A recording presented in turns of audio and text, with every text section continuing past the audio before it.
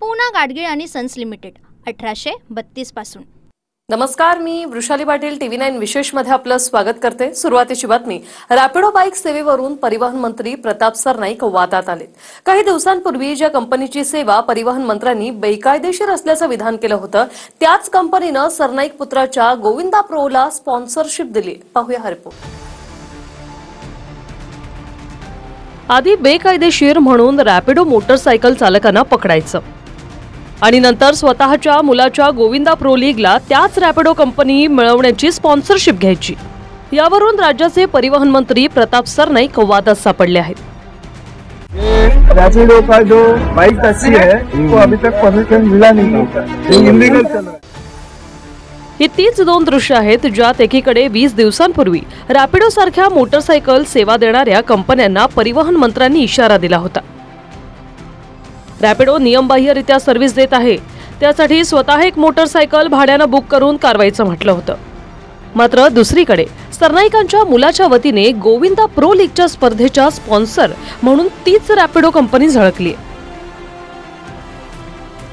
जर रॅपिडो बेकायदेशीर सेवा देत होती तर मंत्र्याचाच मुलगा अशा बेकायदेशीर कंपनीकडून स्पर्धेला स्पॉन्सरशिप का घेतो, असे प्रश्न उपस्थित होत आहेत।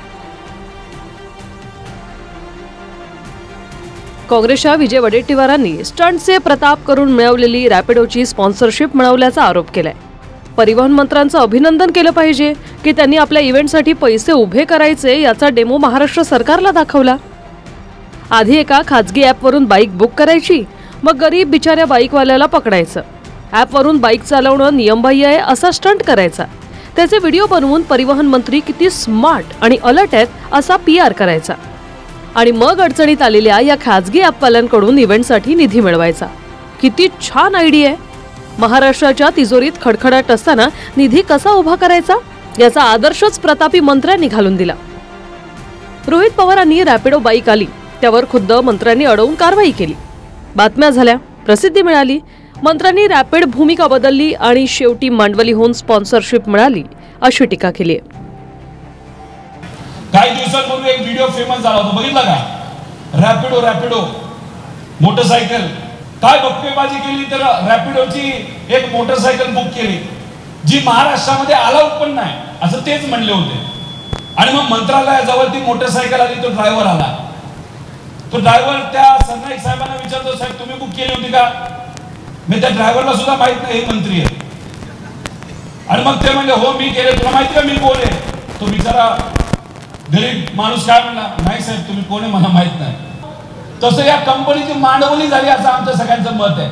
म्हणजे तुम्ही पदाचा वापर कशासाठी केला की तुमच्या एखाद्या इव्हेंटला 10 कोटीची स्पॉन्सरशिप मिळावी म्हणून त्या रॅपिडो कंपनीला तुम्ही धमकी दिली आणि तुमच्या पदाचा गैरवापर करून तिथं तुम्ही तो पैसा व्यक्तिगत गोष्टीसाठी तिथं घेतला, हा आमचं म्हणणं आहे। एका खाजगी ॲप तयार केला, खाजगी ॲपच्या माध्यमातून यांचं सगळं तपासणी सुरू झाली टू व्हीलरची आणि त्यातून आलेला पैसा तो ॲपमध्ये जात होता।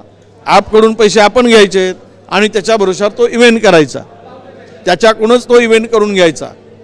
म्हणजे मला वाटतं की सरकार पैसे देत नाही म्हणून अशा पद्धतीनं नवीन शक्कल लढवून ही केलेली लूट आहे, हे माझं मत आहे।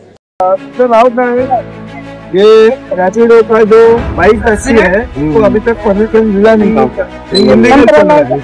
वो कुछ मालूम नहीं, आप बेचारा वो कंपनी के हिसाब से चल रहा है ना, मगर अभी ऐसा है कि बगैर परमिशन है, गलत है। जो गलत है वो गलत है। अभी आपके ऊपर गुना दाखिल किया तो चलेगा क्या? 20 रुपए का ऑर्डर मारते हैं, 10-20 रुपए का किधर है? ज्यावेळेस रॅपिडो आली, मी त्यांना सांगितलं की आज तुम्ही आमच्यासोबत येत आहेत, तर ते आम्हाला काय म्हणाले माहिती आहे का, की आम्हाला 3200 जे प्लेयर्स आहेत त्या 3200 प्लेयर्स, पूर्ण 3200 प्लेयर्स ज्यांना ज्यांना गरज आहे त्या प्रत्येकाला आम्ही आमच्या कंपनीमध्ये नोकरी देऊ।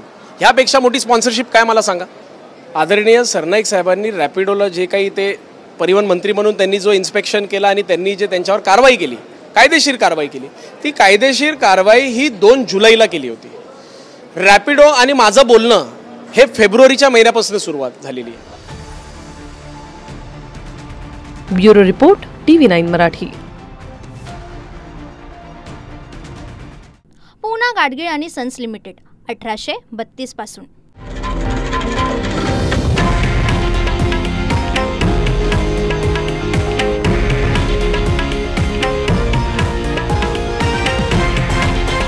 हे आहे देशातील नंबर 1 न्यूज नेटवर्क आणि आपण पाहत आहात TV9 मराठी, एकमेव.